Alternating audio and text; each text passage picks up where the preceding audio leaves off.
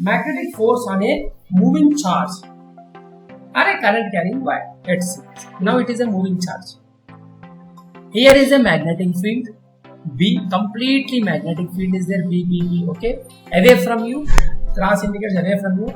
Now a charge is left in this magnetic field, moving with this velocity. Which side it is moving?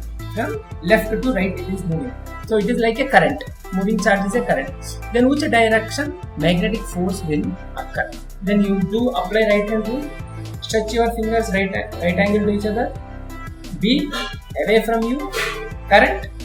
This is the current direction. This is nothing but a current. Moving charge is nothing but current. Force will be inside. Do it. Current direction left to right. Thumb direction is upward. Then force direction is upward. The charge is moving like this. Now force applied is upward. There is a magnetic force applied on upward.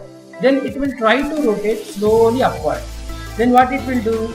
It will change its direction. It is moving now upward. Like this it will change the direction. Okay. Now the charge is moving with velocity v upward. Then in which direction magnetic fields will occur?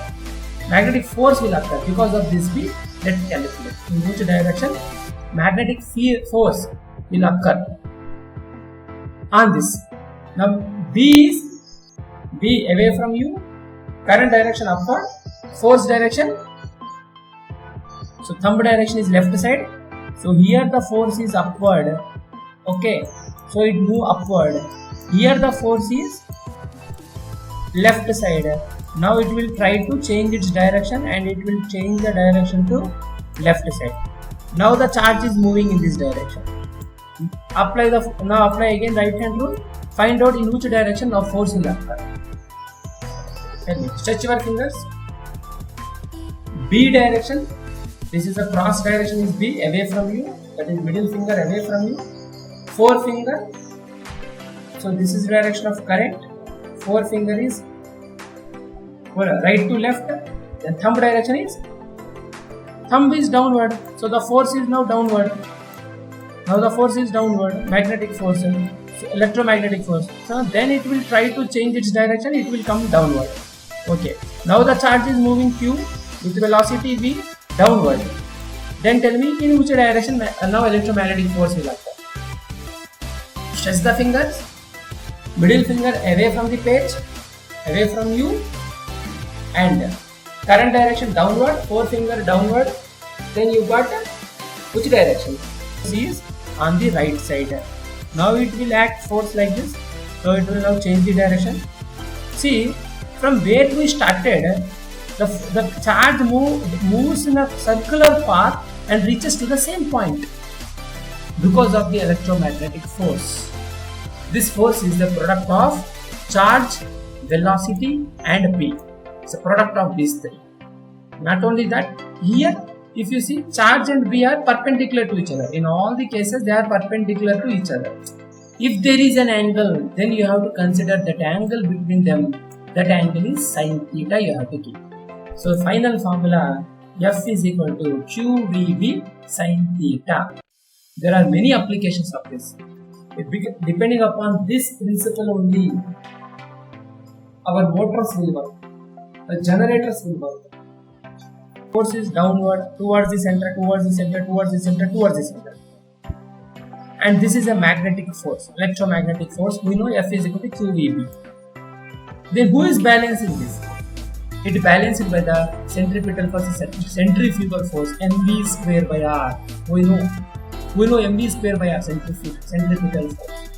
So these two must be equal. Then only it will do a circular motion. Then cross multiply. Just transpose it. Should I do here? Here if you take one more. I want radius of this circle. How I can get? Just cross multiply. R into QVB is equal to mv square. I want R. R is equal to mv square by QVB. V and this V square one V cut. Then what is remaining? R is equal to mv by QB. This is the radius of this circle. I want time period also. You know basic formula velocity is equal to distance by time. Then time is equal to crisscross. Time is equal to distance by velocity. Distance by a speed. Distance by, here we call it as direction is changing. Distance by speed. What is the total distance travelled by my charge? The perimeter of the circle. 2 pi r is the distance travelled by my charge by velocity v. T is equal to 2 pi r by v. 2 pi r by v. R value we already found. R is equal to mv by qv. Substitute it. R is equal to mv by qv. So this is my R. R in place of R I substituted mv by qv. So this v cut, remaining is 2 pi m by qv. So this is the time period taken by your charge to complete one circle. So now if we kept a wire which is carrying a current, okay, some current is flowing in this wire. If no current is there, there will be no force, nothing will happen. Now current is there, current is not there, current is 0, then there will be no force.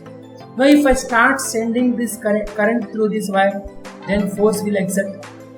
Because of that force in which direction first? B, cross means away from you, current upward. Then thumb will be in which direction?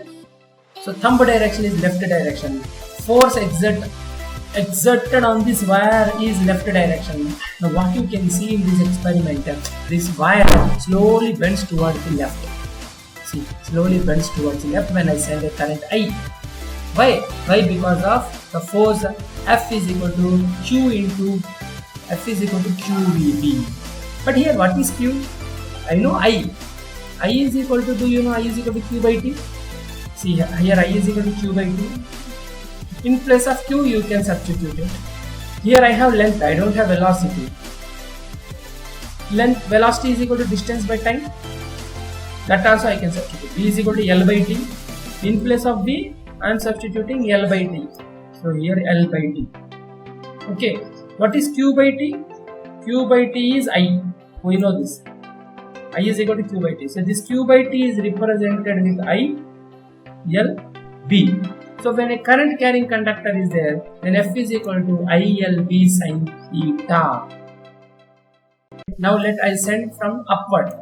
If I send current upward, then tell me which direction. Stretch your fingers. Middle finger away from you. Forefinger like up to down. The force acts on it right side. Then it will the wire you can see bend towards right side. How they experience a force? What happened to the magnetic field? Resultant magnetic field. That what happens? A current carrying conductor, according to right hand thumb rule, the current carrying conductor carries a current. Magnetic field will be circular, anti-clockwise direction. Here it is clockwise direction. This is the current magnetic field due to the current carrying conductor alone. This is a horseshoe magnet. Because of this horseshoe magnet, this is the magnetic field it produces. Now what we are doing now? We are overlapping these two magnetic fields. The magnetic field of current and magnetic field of horseshoe magnet. You imagine, take two magnets, try to bring close to each other. They may attract or they may repel. A force is creating, yes or no? That is what here also happening. When they overlap, because of these two magnetic forces, both are actual magnet. Either they may repel or they may attract. What happens? Force into direction that we have seen using right hand rule. This is the overlapped. These two overlapped. This will be the resultant of overlap structure.